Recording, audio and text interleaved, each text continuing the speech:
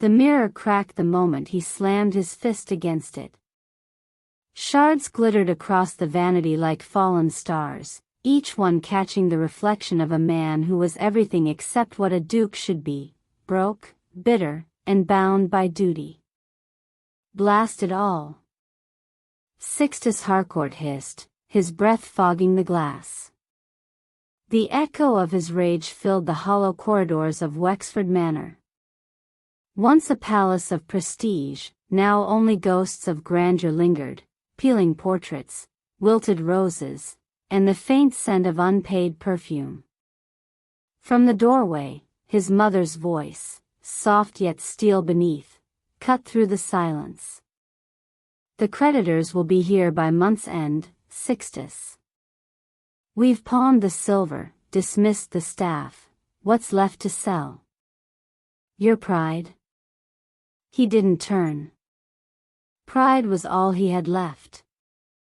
Perhaps I should, he muttered. The Harcourt name, she pressed on, stepping closer, is hanging by a thread.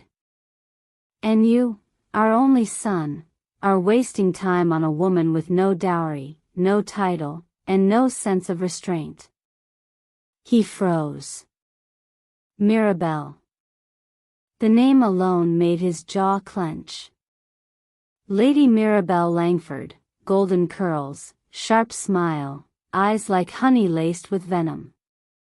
She laughed too loudly, kissed his hand too long, and dreamed only of his title.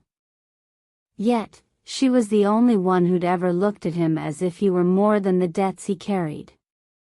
She's not as shallow as you think, he said, though his voice faltered even as he spoke it.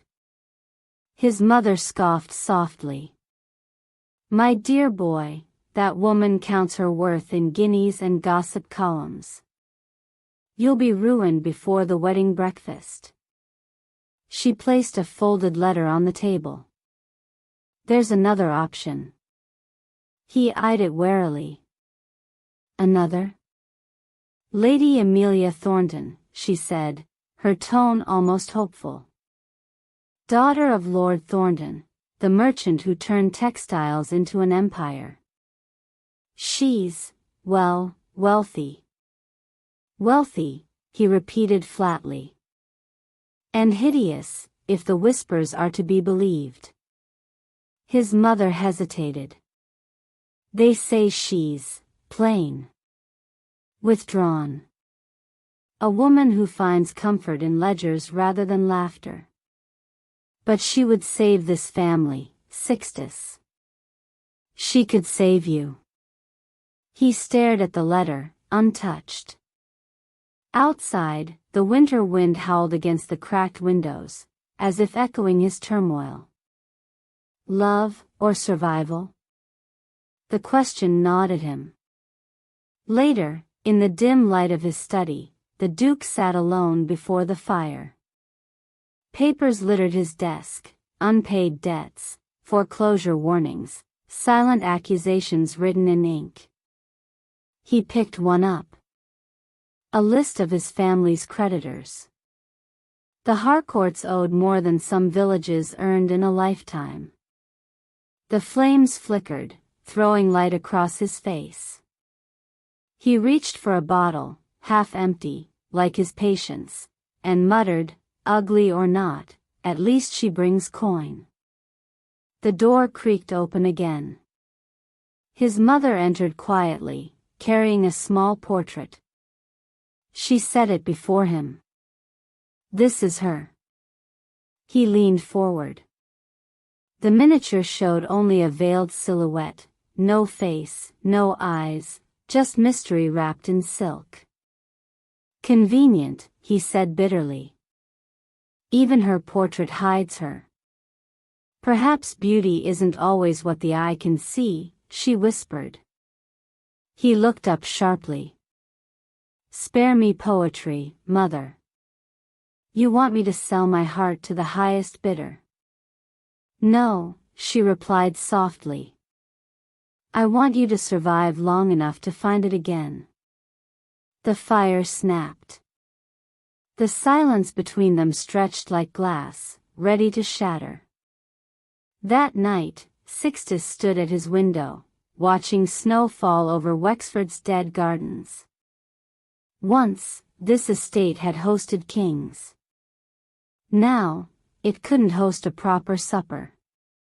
Mirabelle's laughter echoed in his memory, sugary, practiced, false. He remembered the way she'd once said, "You're lucky, Sixtus.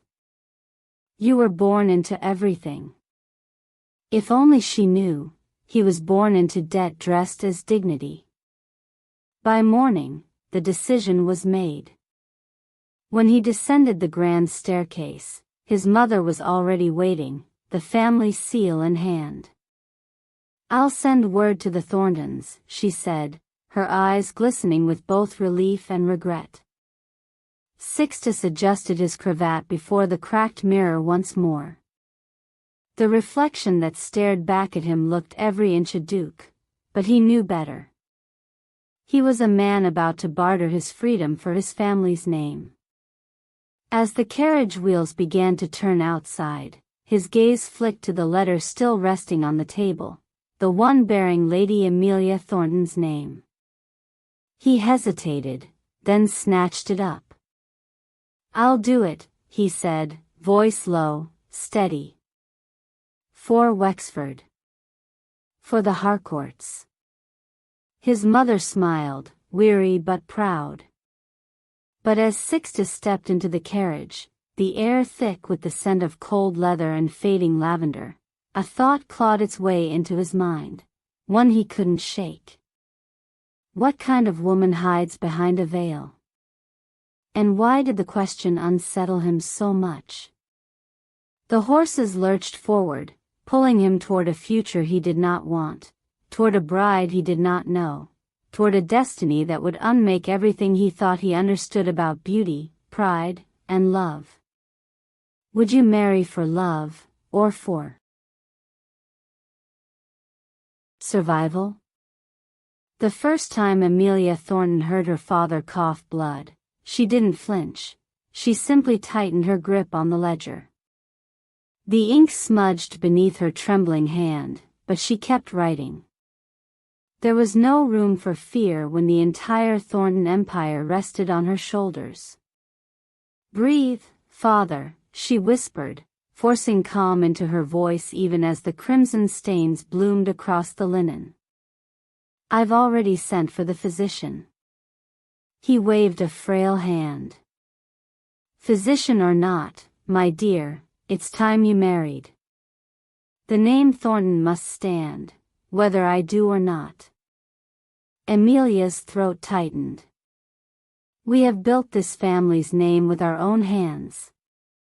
That should be enough." "Not in their world," he rasped.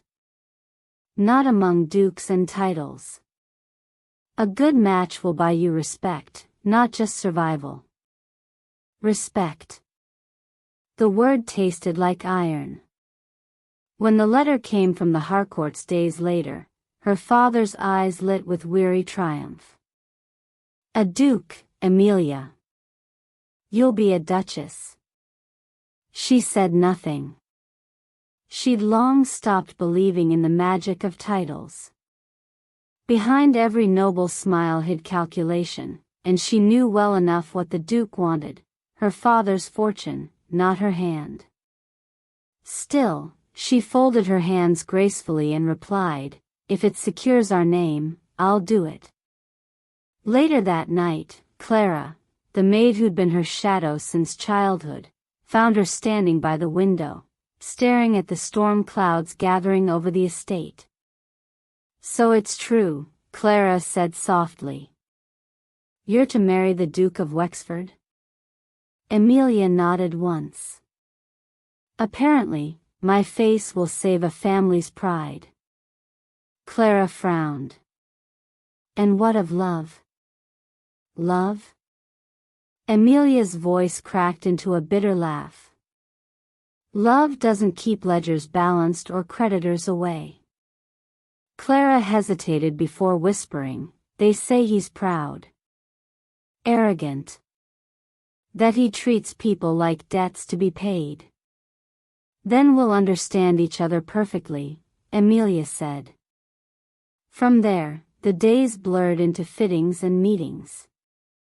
Seamstresses draped her in ivory silk and lace so heavy it felt like armor. Invitations were sent, gossip spread like wildfire. The merchant's daughter, they sneered in drawing rooms. Plain as porridge and twice as dull. At the next fitting, Clara caught Emilia's trembling reflection in the mirror. "You shouldn't listen to them," she said. "I don't," Emilia replied, fastening her veil. "But they'll listen to me soon enough." The veil. It was her idea, to cover her face completely at the ceremony. Let them whisper about ugliness. Let them mock. It would only make the reveal sweeter when she proved her worth, not through beauty, but power. Still, that night, as she sat before her mirror brushing out her hair, a part of her wavered. Beneath the candlelight, she saw a woman caught between worlds, not noble enough for dukes, not common enough for freedom. Her features were delicate, her eyes steady, but there was a loneliness no powder or jewel could disguise. She reached for her mother's locket and pressed it to her lips. "I'll make you proud," she murmured. "Even if it means pretending to be less than I am." The door creaked open. Her father stood there, pale but smiling. "You look just like her," he said, his gaze distant with memory. "Your mother would have called this courage, Emilia." She turned toward him, her composure softening for the first time that day. "It feels more like surrender. Sometimes they are the same thing." He kissed her forehead and left her in silence. From there, the scene shifted to the Thornton Mills, massive looms clattering in rhythm, the scent of dye thick in the air. Emilia moved among the workers, inspecting cloth, offering gentle corrections, her authority effortless. They respected her because she understood work, not wealth. As she passed the foreman, he bowed. "Your grace to be," he teased. "You'll be leaving us soon." Emilia forced a smile. "A marriage, not an escape. Thornton Fabrics will remain my life's work, even as a duchess." He nodded respectfully, though his eyes said what others whispered, that a noble husband would never allow a wife who worked like a man. By the time she returned home, dusk had fallen. The estate glowed in candlelight. Clara waited with a tray of tea and an unread note, bearing the Harcourt seal. Emilia read it slowly. The Duke's handwriting was neat, controlled, devoid of emotion. "Lady Emilia. Our union, though unconventional, promises stability for both our families. I trust you will not find the arrangement disagreeable. I look forward to our meeting at the altar. Sixtus Harcourt." She stared at the final line. Our meeting at the altar. No courtship. No conversation. Just transaction. Clara watched her carefully. "What will you do?" Emilia folded the letter with deliberate grace. "Exactly what he expects of me." "And what's that?" She turned to the mirror one last time, tracing the faint outline of the veil resting on her vanity. "To be unseen," she said softly. "Until I choose to be otherwise." Outside, thunder rolled across the sky, as if echoing her resolve. By the next morning, her decision was final. The veil would remain. The whispers would rise. And when she walked down that aisle, every gaze that pitted her would be silenced. As she sealed the final invitation, her heart gave one defiant beat. Let them think her plain. Let them think her desperate. Because soon, the Duke, and all of London, would learn that the girl they called unworthy was anything but. Would you have hidden your face if the world already decided what you wore? The church bells tolled like judgment itself, heavy, merciless, final. Each note seemed to strike straight through Amelia's ribs as she stood before the great wooden doors of St. Ives Chapel, veiled from crown to toe in shimmering ivory. Beneath the lace, her breath fogged the thin air, shallow and quick. Her hands were steady, but only because she refused to let them shake. Inside, the ton had gathered, jeweled ladies whispering behind fans, men murmuring wagers about how monstrous the bride might look beneath her veil. Their laughter crackled like fire. At the altar, Duke Sixtus Harcourt stood carved in stone, tall, proud, and visibly irritated. His expression bore the faint stiffness of a man fulfilling a distasteful duty. His grace seems rather resigned, someone whispered too loudly from the pews. He heard it. His jaw flexed.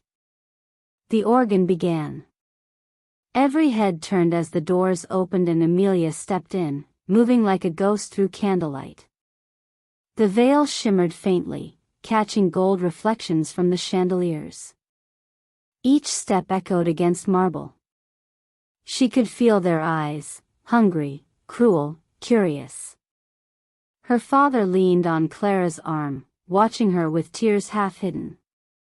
You can do this, his look seemed to say. As Amelia approached the altar, the Duke's gaze swept over her, impersonal, clinical. His eyes flicked from the veil to the slender outline of her hands clasped at her front. No tremor. No emotion. Just the quiet acceptance of a bargain struck. He didn't see a bride. He saw a solution. And that, she decided, was fine. The vows began. Do you, Sixtus Harcourt, take this woman? His response came crisp and cold. I do. The priest turned to her. And do you, Lady Amelia Thornton? Her voice, soft but unwavering, carried through the chapel. I do. A murmur rippled through the guests, some shocked by her composure, others unsettled by how dignified the merchant's daughter sounded. When the priest declared, You may lift the veil, Sixtus exhaled quietly, bracing for disappointment. He'd imagined her face 1,000 times, each vision duller than the last. He reached out, fingertips brushing the lace. For a moment, the world stilled. Then he lifted it. Light poured through stained glass and struck her face, and every breath in the church vanished. She was not hideous. Not even close. Her beauty wasn't the sharp, painted kind Mirabelle flaunted. It was quieter, eyes the color of summer storms, lips curved with restrained intelligence, skin glowing against the soft fall of chestnut curls. But what stole his breath wasn't her face. It was the way she looked back at him, unflinching, unashamed, unbowed. The Duke froze. Every muscle in his body betrayed him. Whispers exploded behind them. Good heavens, she's lovely. They said she was plain. They were wrong. Mirabelle, seated near the front, went white. Her fan snapped in half. Amelia curtsied, perfectly poised, as though she hadn't heard a thing. Your Grace, she murmured, eyes steady on his. Shall we proceed? For the first time, Sixtus struggled for words. His throat was dry. He nodded stiffly. We shall. The rest of the ceremony blurred. His pulse pounded with every vow, every glance that dared to slide toward her. Shame burned beneath his collar, not because of her, but because of himself. He had believed the gossip. He had thought her beneath him. And now, before God and the ton, he realized who the fool truly was. When the priest declared them husband and wife, he took her hand to kiss it, a polite formality. But the moment his lips brushed her glove, a jolt of something unfamiliar shot through him. Desire. He released her too quickly. She noticed. Outside, carriages lined the cobblestone streets, and the crowd pressed close to catch a glimpse of the unveiled duchess. Gasps followed them as they stepped into daylight. "Is it true?" someone whispered. "She's beautiful." "Beautiful and rich," another replied. "He's luckier than he deserves." Inside the carriage, silence stretched thin. Sixtus stared out the window, jaw tight, every nerve alive. Emilia folded her hands neatly in her lap, veil resting like moonlight across her shoulders. "Your Grace," she began softly, "you look as though you've seen a ghost." He turned to her, startled by the flicker of amusement in her tone. "I was not expecting." "A bride?" she offered, lifting one brow. He swallowed. "Not like you." For the briefest instant, something like a smile touched her lips. "No one ever does." The horses jolted forward. The city blurred behind them. Neither spoke again until the gates of Wexford Manor appeared, iron and ivy, grandeur worn thin by time. When the carriage stopped, Sixtus stepped out first, offering his hand.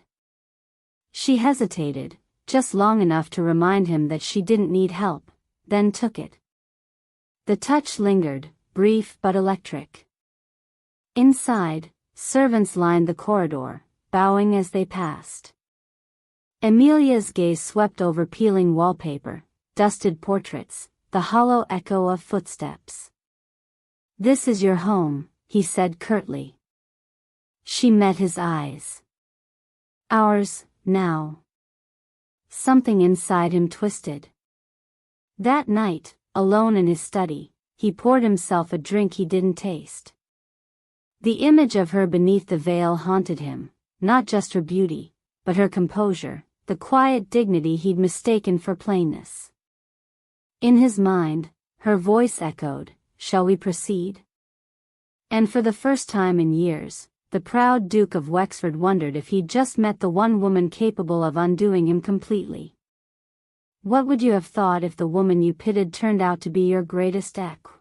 "Tell me, Your Grace, is this how you treat all your wives, or just the ones who save your family from ruin?" Emilia's voice sliced through the midnight air like a blade. She stood in the doorway of Sixtus's study, firelight flickering across her face, no longer the shy, composed bride but a woman unafraid to strike. Her wedding gown was gone, replaced with a deep blue night robe that shimmered with defiance. Sixtus froze where he stood by the fireplace, glass of brandy half raised. His dark eyes met hers, cool and controlled, but beneath the surface something shifted, shame, anger, desire, all knotted into one impossible tangle. He set his glass down slowly. "You presume much, Duchess." "I presume nothing," she said, stepping into the room. "I merely observe. You've avoided me since the carriage ride. You've locked yourself in this tomb of a room, drinking away your pride as if I were the one who brought disgrace to your name." Her tone was calm, but each word carried weight. Sixtus turned away, jaw clenched. "You speak boldly for someone who doesn't understand the situation." "Oh, I understand perfectly." She moved closer, the hem of her gown brushing against the carpet. "Your house is drowning in debt. Your reputation is crumbling. You needed a solution, not a wife. You married me for my dowry, and now you can't stand the reminder that I came with more power than you expected. His gaze snapped to her, hard as steel. You speak as if you're proud of that. I am, she said simply. Because while you were too busy listening to gossip about my face, I was building something worth hearing about. My family may be of trade, your grace, but we earned every coin with our hands, not with borrowed titles. A dangerous silence followed.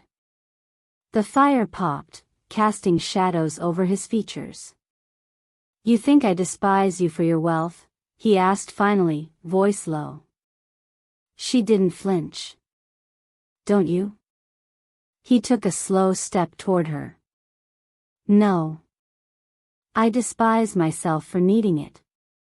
That confession cracked something in the room, a brittle honesty neither expected.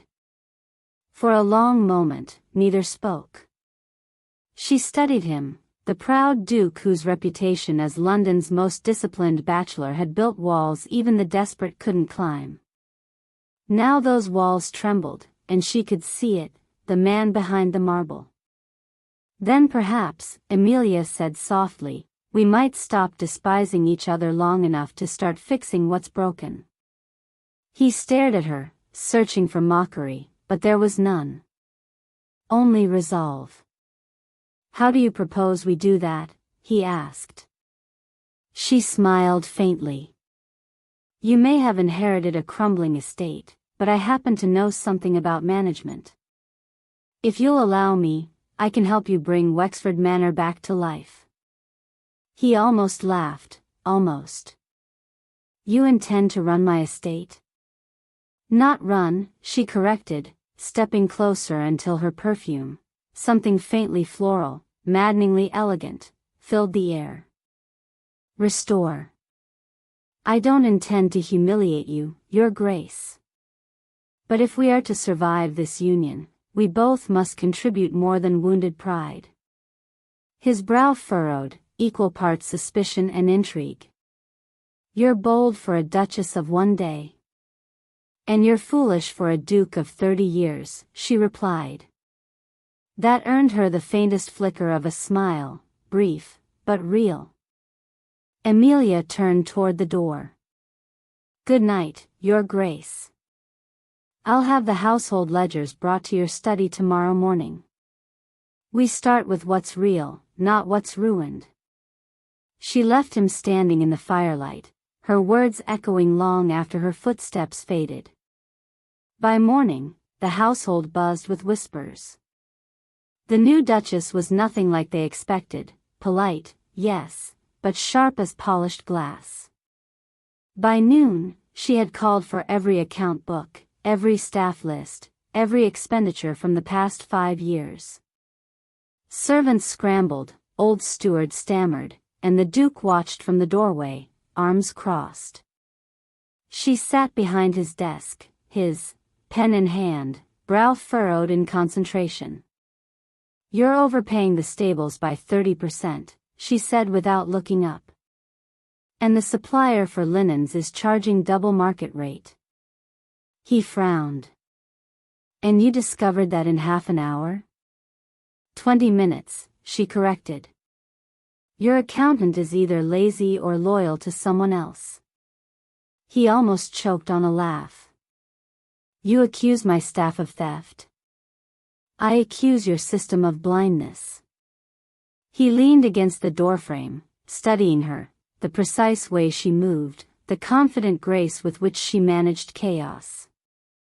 There was no doubt about it, Amelia Thornton Harcourt was unlike any woman he'd ever known. Later that evening, he found her again in the library, sleeves rolled up, hair slightly undone from hours of work. Candlelight danced over her face as she scribbled notes in a ledger. You should rest, he said. So should you, she replied, not looking up. I'm not the one running an audit of my own dowry. She finally lifted her head, eyes glinting. Your estate is my estate now. If it falls, so do I. He approached her slowly, drawn by a force he didn't yet understand. You're not what I expected, he said quietly. Nor you, she murmured. But perhaps that's the blessing. He hesitated, his gaze dropping to her lips. For one dangerous heartbeat, the air between them pulsed with unspoken want. Then she stepped back, breaking the spell. Good night, Your Grace, she said, gathering her papers. Tomorrow we tackle the ledgers from your northern holdings. I suspect more creative accounting there. He caught her wrist before she could leave, not roughly, but with intent. Emilia. His voice was low, controlled. You surprise me.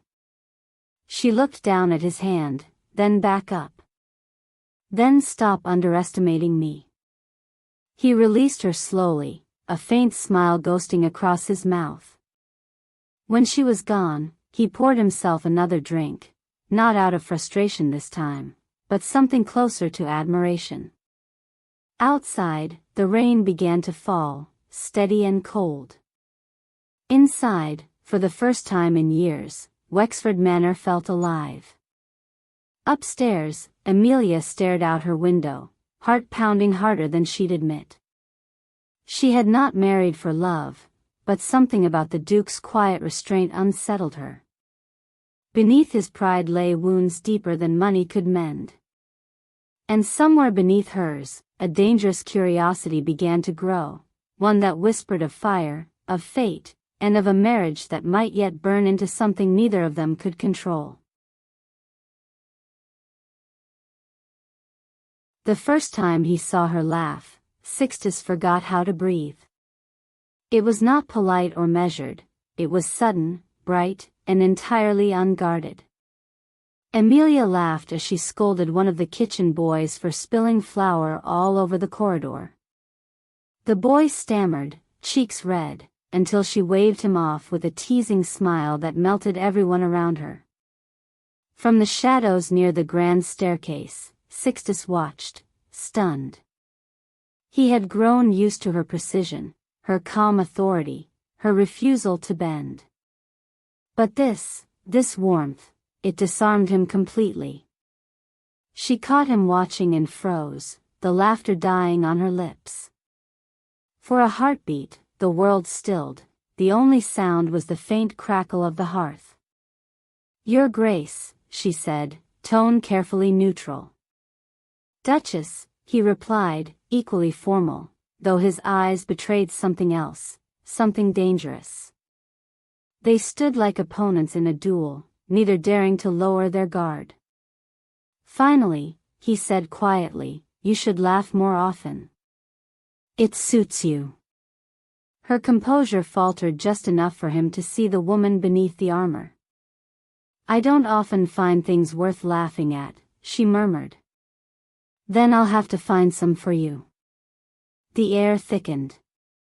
Her pulse jumped.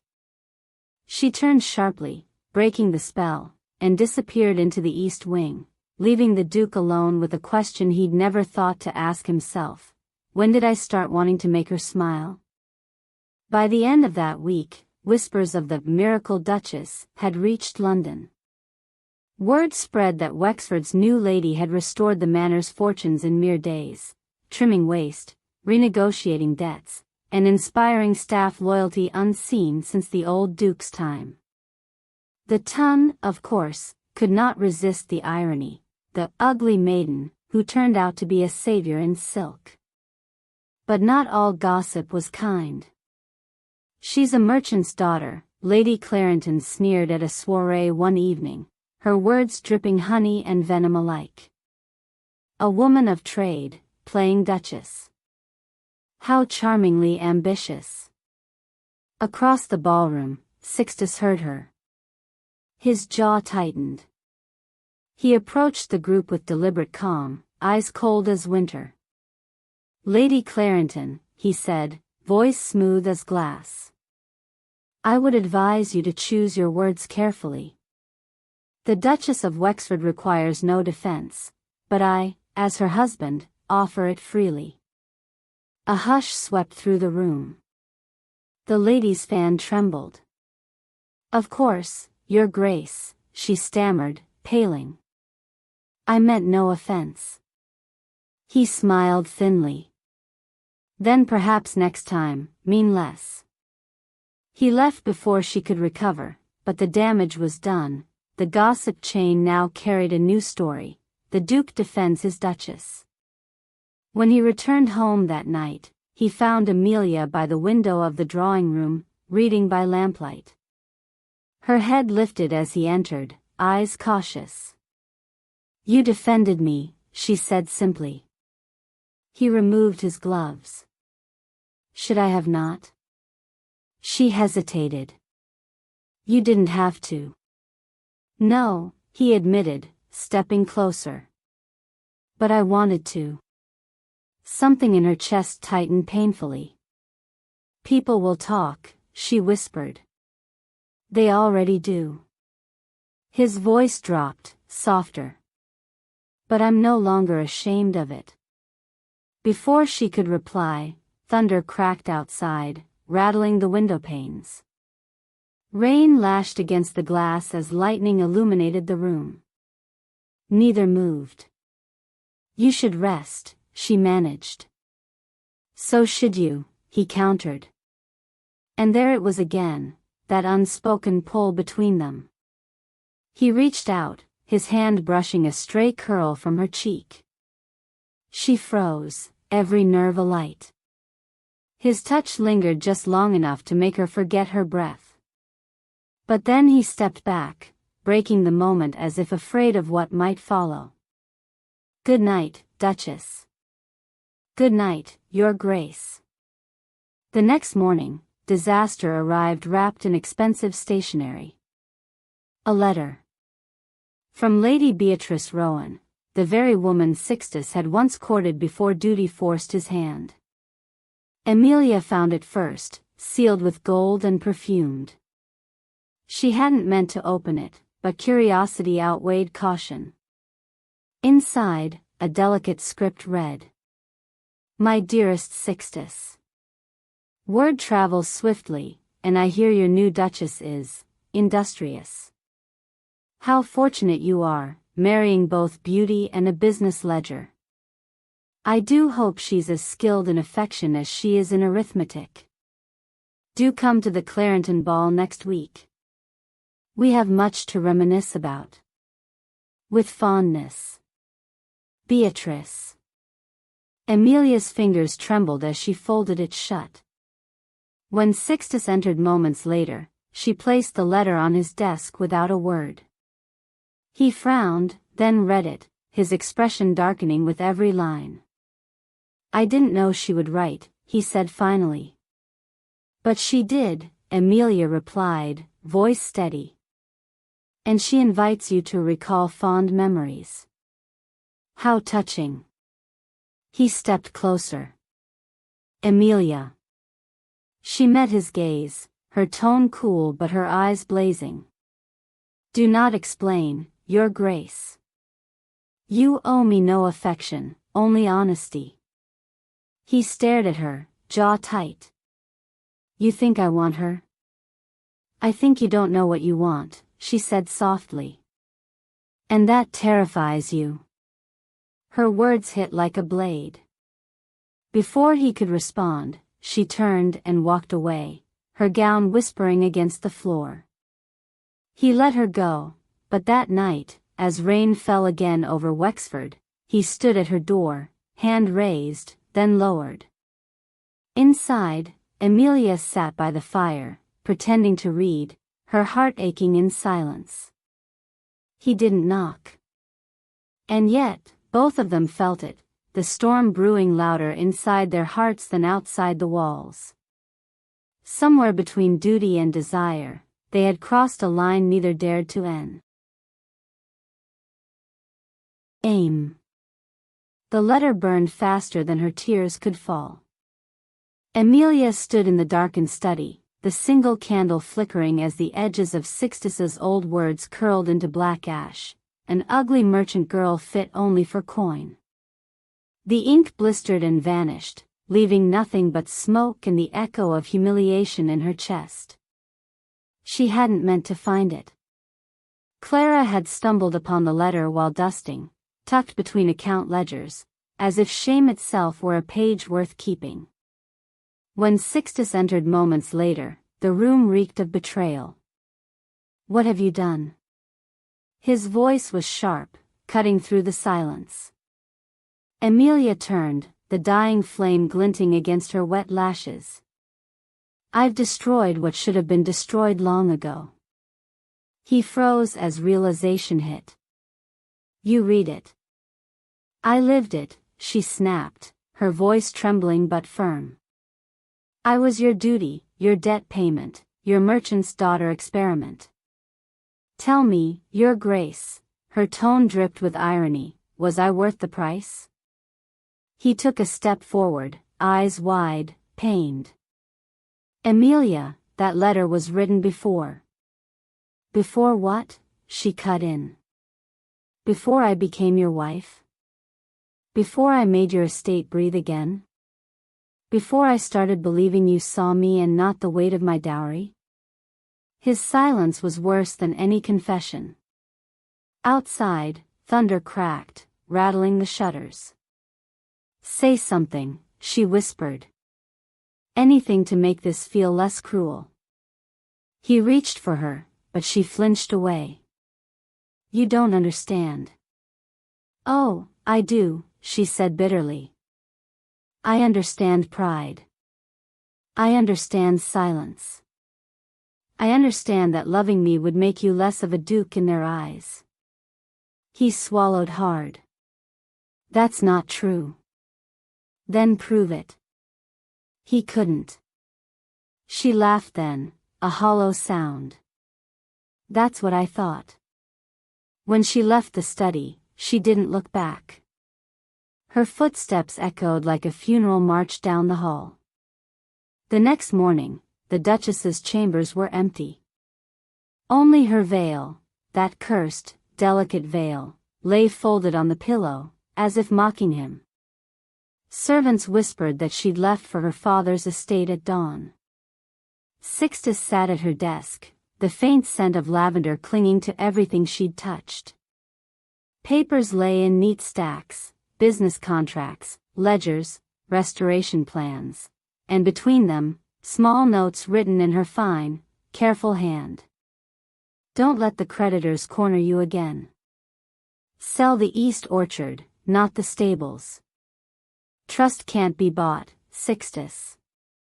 It must be earned." Each word carved deeper into his chest. He'd lost her, not through scandal or misfortune, but through the very pride his mother had once praised. London feasted on their misery. By week's end, gossip columns spoke of a duchess who fled her cold husband, of a duke who couldn't keep his wife, of the merchant's girl who outgrew her title. Mirabelle, ever the vulture, visited Wexford under the guise of concern. "I heard she left you," she purred, trailing a gloved finger along the mantel. "Some women were never meant for noble life." "Leave, Mirabelle," Sixtus said, voice low and dangerous. She tilted her head. "You could have had me. You wanted me once." He looked at her then, really looked, and saw only a ghost of the desire he once mistook for love. "I wanted distraction. Not deceit." Her smile faltered. "You'll regret speaking to me that way." "No," he said quietly, "I'm done regretting the wrong things." When she swept out, he turned back to the cold hearth, the same one Emilia had once revived with laughter and life. Days bled into nights. The manor grew silent again, as if mourning its mistress. Sixtus tried to work, but every document bore her touch. Every corner of Wexford whispered her name. One evening, in desperation, he unlocked her private drawer, the one she'd kept sealed even from Clara. Inside were pages bound in ribbon, marked personal reflections. He shouldn't have read them. But he did. I know he doesn't love me yet. That's all right. Some hearts learn slowly. If he ever smiles when I enter the room, I'll count that as victory enough. Sometimes I think he wants to speak, but his pride stands guard between us. His vision blurred. He kept reading until he reached the last line, one written only days before she left. If I must walk away, let him at least remember that I tried to love him in silence. He pressed his forehead to the page, breaking for the first time in years. The rain came again that night, heavy and relentless. Sixtus stood in the courtyard, drenched, staring up at the dark windows where she once read by candlelight. I'm sorry, he whispered into the storm. I should have told you sooner. I should have told you everything. But the house gave no answer, only the wind sighing through the empty halls. Inside, his mother's portrait seemed to watch him with quiet reproach. He turned away. The estate books lay open on the desk beside him, and as he ran his hand through the pages, he found one last note tucked within, her handwriting again, faint but sure. Wexford is worth saving. So is its master. For the first time, the Duke of Wexford, the proud, unyielding Sixtus Harcourt, sank to his knees, the rain mingling with his tears. The empire he built on pride had crumbled, and only love could rebuild it. And he knew, as the storm raged on, that if there was still a chance, even the faintest one, he would find her. Not to demand. Not to defend. But to deece. Irv. The Duke fell to his knees before her father. Rain slicked his coat, mud splattered his boots, and pride, his lifelong armor, lay shattered at his feet. Please, my lord, Sixtus rasped, his voice breaking like dry glass. I did not come as a duke today. I came as a man who destroyed the best thing he ever had. Lord Thornton stared at him, jaw clenched. You humiliated my daughter. Do you think an apology fixes that? No, Sixtus whispered. But it's all I have left. Behind the closed doors of the drawing room, Amelia heard every word. She had been standing there for nearly an hour, frozen, trembling, her hands clutching the doorframe. The moment she heard his voice, her heart betrayed her. It didn't matter how many walls she'd built, one sound of him, and they all fell. Lord Thornton sighed deeply. You should leave, Harcourt. Amelia has found peace here. She doesn't need your ghosts haunting her again. Sixtus swallowed hard. If peace means forgetting me, then I'll take the haunting. But I must see her, just once. A silence hung heavy, like a blade poised to fall. Then Lord Thornton said, She walks the garden every evening. Do what you will. The rain hadn't stopped. The garden glistened beneath the lantern light, roses bowing under the weight of the storm. Amelia stood beneath the gazebo, her cloak pulled tight, watching droplets run down her fingers. She didn't hear him approach, only the sound of his breath, ragged and close. Amelia. Her name left his lips like a prayer. She stiffened. You shouldn't be here. I know. He stepped forward, drenched, desperate. But I had to see you. Her voice was quiet, trembling. You made your choice, Sixtus. You chose your pride. He flinched. And it nearly killed me. The storm howled between them, carrying the ghosts of all their unspoken words. I read your notes, he confessed. The ones in the ledgers.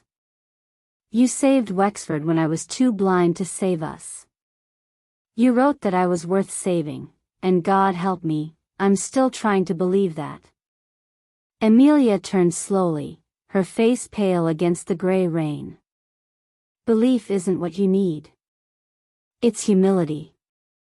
Something you've never learned. He moved closer, the mud sucking at his boots, his gaze pleading. Teach me then. Tell me how to love you the way you deserve. Because I don't know how to stop. Her eyes filled, but she didn't move. You think words can undo what you wrote? That I can forget the world laughing at me because of your silence? No, he said softly. But I can show you I've changed.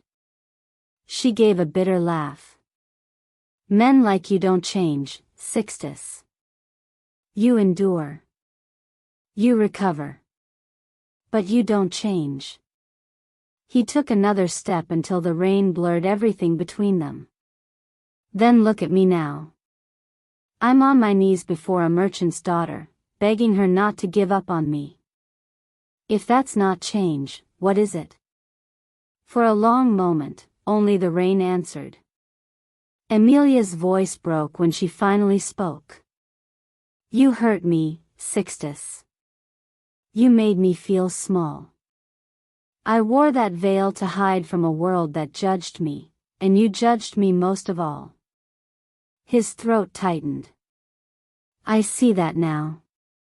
Every cruel word I said in silence, every moment I chose pride over you, it burns me every day. You asked me to prove my love.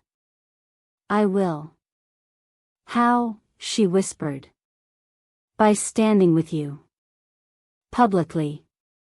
By rebuilding Wexford with you. By loving you without the veil of pride or rumor. You gave me grace when I didn't deserve it, let me give you truth in return. Something fragile flickered in her eyes, hope, or maybe the memory of it. And what if I can't forgive you? He smiled sadly. Then I'll love you anyway. Her breath caught, trembling between heartbreak and longing. The storm eased, the air still trembling with thunder. She looked at him then, truly looked, and saw not the Duke who had scorned her, but a man stripped bare of titles and armor. A man undone. She stepped forward. Say it then. Not to the world. To me. He reached out, voice breaking. I married a rumor, he said softly, but I fell in love with truth. With the woman who taught me that beauty isn't seen, it's felt. Tears slid down her cheeks, mingling with the rain. You're a fool, she whispered. Yes, he breathed, but you're fool. And then, finally, after everything, they moved toward each other as if drawn by gravity itself. His hands framed her face, trembling, reverent. The kiss that followed wasn't perfect, it was messy, desperate, soaked in rain and regret, but it was real. For the first time, she didn't pull away. When they broke apart, he pressed his forehead to hers. No more veils, he murmured. No more silence. Amelia exhaled shakily, her hands resting against his chest. Then prove it. Not tomorrow. Not at some ball. Now. Stay and fight for us. He nodded, voice raw. For us, always. The lantern flickered. The storm faded into a soft drizzle. And there, beneath the gray dawn light, the Duke of Wexford and the merchant's daughter began again, two souls stripped of everything but truth. Because sometimes love isn't found in grand gestures or perfect words. Sometimes it's found in the rain, in the ruin, when the proudest man finally bows, and the woman who once hid her face lets him see her heart. The letter arrived with his crest, and her name written in a shaking hand. By the time Amelia unfolded the parchment, her fingers were trembling. The ink had bled from rain or tears, she couldn't tell which, but the words were unmistakable. If I do not return, know that I went willingly, for your name, for our truth, for redemption. She dropped the letter. Her heart plummeted. The Duke of Wexford, her husband, had gone to challenge Lord Sunningdale. Hours earlier, Sixtus had stood before his horse in the courtyard, gloved hands clenched, rage and clarity burning in equal measure. You'll die for this, his valet warned. The man's a marksman. Then let him shoot, Sixtus said coldly. I've already lived through something worse, her hatred. He mounted, rain still falling, and rode into the grey dawn.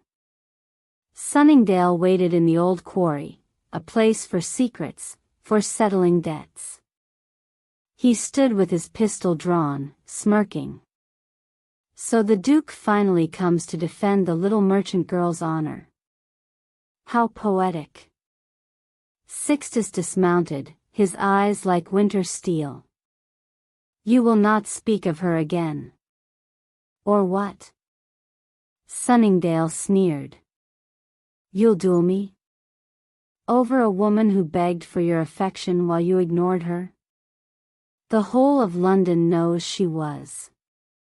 The crack of a pistol cut the air. Sunningdale staggered back, his shoulder blooming red. The echo thundered through the quarry. Sixtus lowered his smoking weapon, his breath ragged. Finish your sentence, he said, voice shaking. Sunningdale cursed, dropping to one knee. You've damned yourself, Harcourt, there are witnesses.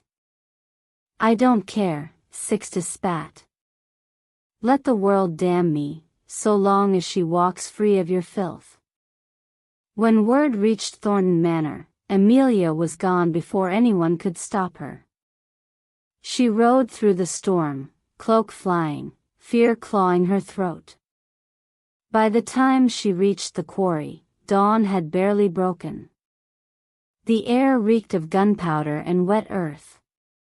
Two men stood by a carriage, the magistrate and the surgeon, and between them, Sixtus sat on a stone, blood running from a shallow wound at his side. He looked up when she approached. Amelia. Don't, she whispered, jumping down from the horse. Don't you dare speak. She knelt beside him, gripping his coat. What were you thinking? Have you lost your mind? I told you I'd prove my love, he murmured, wincing.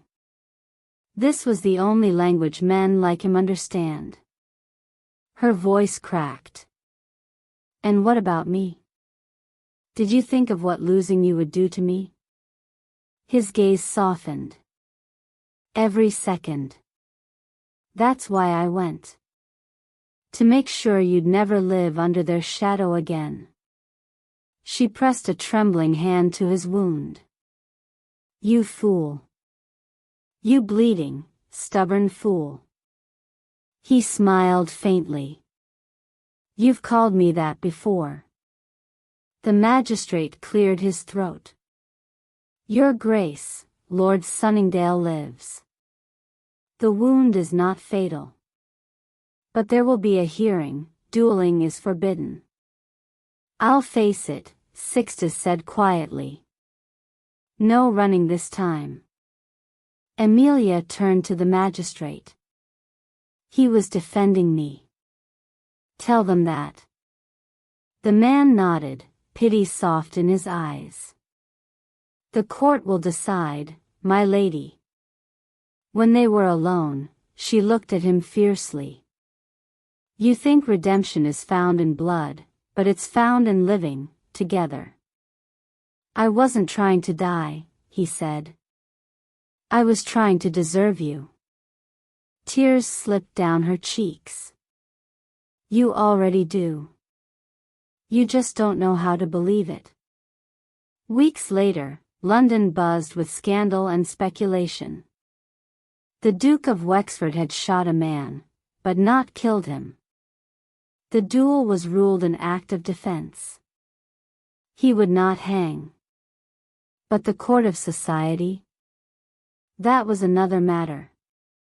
Rumors whispered through drawing rooms, how the proud Duke had begged mercy, how the merchant's daughter had stood beside him, hand in his. And yet, for the first time, Sixtus did not flinch from gossip. He met every stare, every snide remark, with calm resolve. At the next ball, held in the very hall where their marriage had once been a cold transaction, he entered with Amelia on his arm. The music faltered when they appeared. Whispers rippled.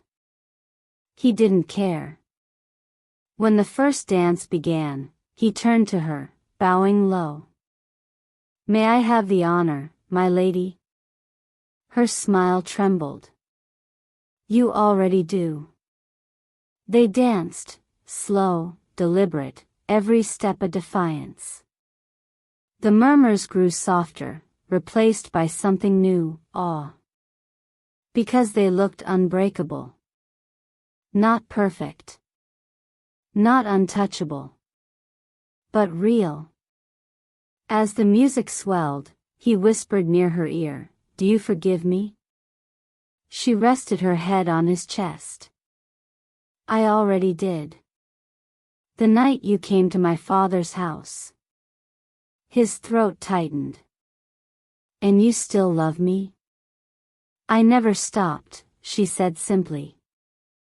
"I just stopped waiting for you to remember." He smiled through the ache. "Then I'll spend the rest of my life remembering."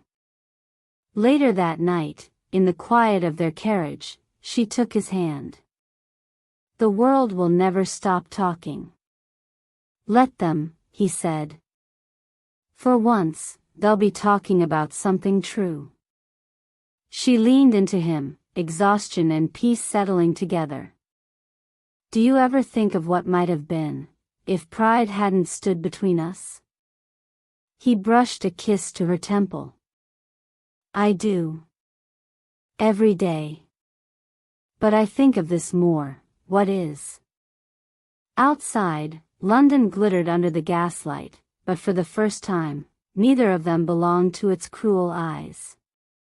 They had walked through ruin, through rain and whispers, and come out scarred, but whole. And as their carriage disappeared down the fog-draped street, Amelia whispered, "No more veils." Sixtus smiled, pulling her close. "No more." Because the proudest man had finally learned to kneel, and the woman the world mocked had risen beside him, crowned not by title, but by truth.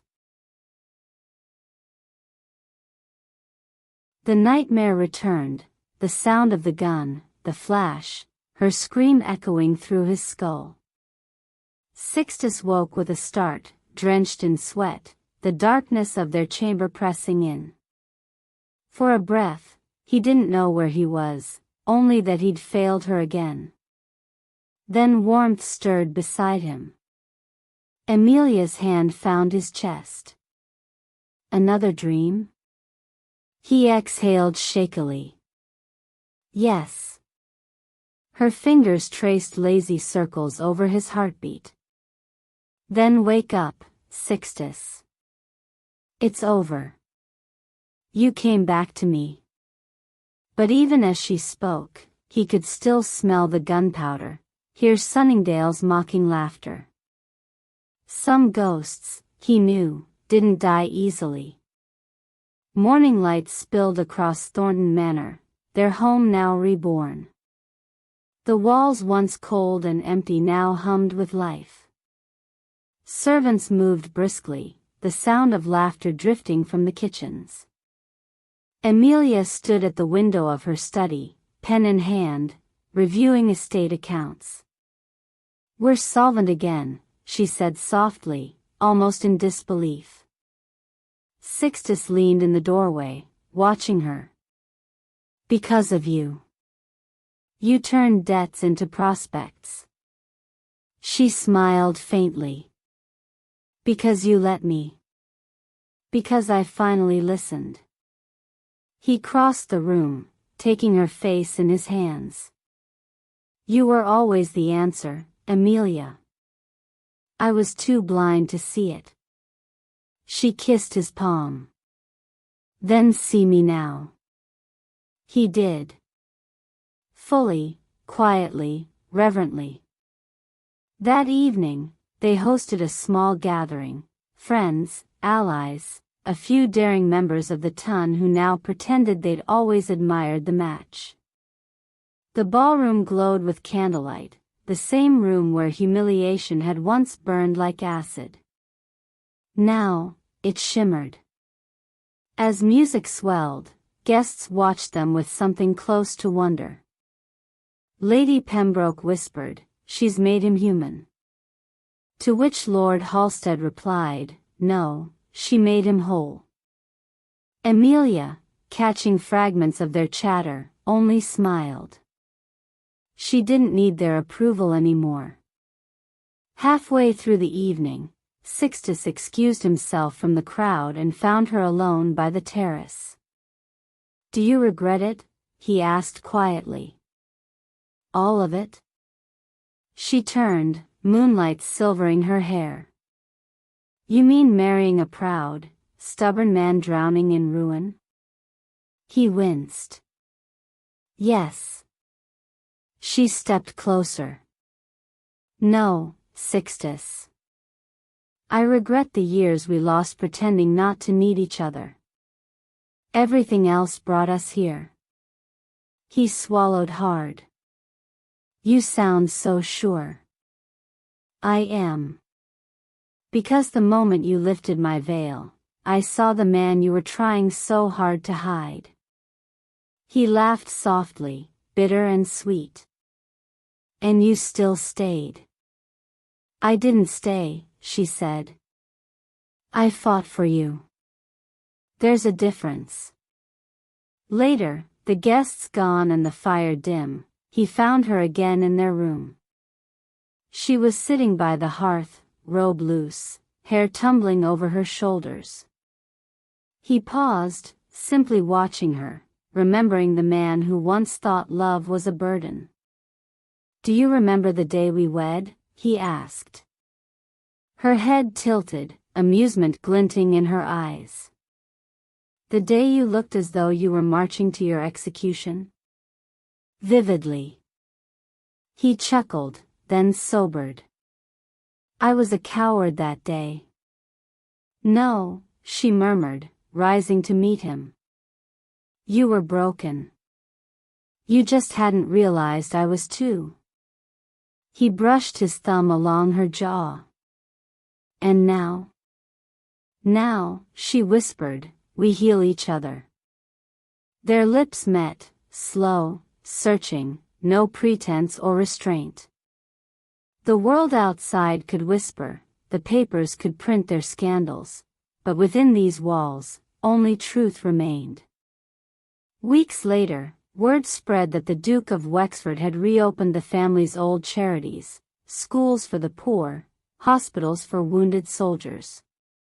When asked why, he simply said, "My wife reminded me that legacy means nothing if it helps no one." Emilia stood beside him during the opening ceremony, his hand resting at the small of her back, her smile steady and radiant. For once, they were not the subject of scandal, but of hope. As the crowd dispersed, a small boy tugged at Emilia's skirts. "Your Grace," he said shyly, "is it true you were ugly before?" The adults gasped, but she laughed, a sound bright enough to break the chill air. "Yes," she said gently. "But only because people couldn't see properly." Sixtus smiled beside her, pride flooding his chest. That night, when they returned home, he poured 2 glasses of brandy. To seeing properly, he toasted. She clinked her glass to his. To being seen. Winter passed into spring. The nightmares faded. The house that once echoed with loneliness now rang with laughter. One morning, she found him in the garden, reading a letter. He looked up, eyes shining. It's from my father's solicitor. The debts are cleared. Entirely. She blinked back tears. We did it. He shook his head. You did it. I just followed where you led. She smiled through the ache in her throat. You've learned humility, Sixtus Harcourt. Only because you taught me grace. He took her hand and placed it over his heart. No more pride between us. No more secrets, she said. He kissed her knuckles. No more veils. Years later, people still spoke of them, not as scandal or cautionary tale, but as legend. The Duke who nearly lost everything, and the woman who taught him that ruin can be rewritten. When he held her hand at the autumn festival, hair streaked with silver, he still looked at her as though he were seeing her for the first time. And she, with that same knowing smile, whispered, "What do you see, my Duke?" He answered simply, "Home." The music began, soft and slow. They danced as the world faded, 2 souls who had clawed through pride, pain, and judgment to find something purer. Not perfection. Not fairy tale. But love, bruised, battered, and everlasting. And as night closed around them, the proud Duke of Wexford whispered the words that had once been locked in silence. I would choose you again, he said. Emilia smiled against his shoulder. Then choose me now. He did. Again. And always.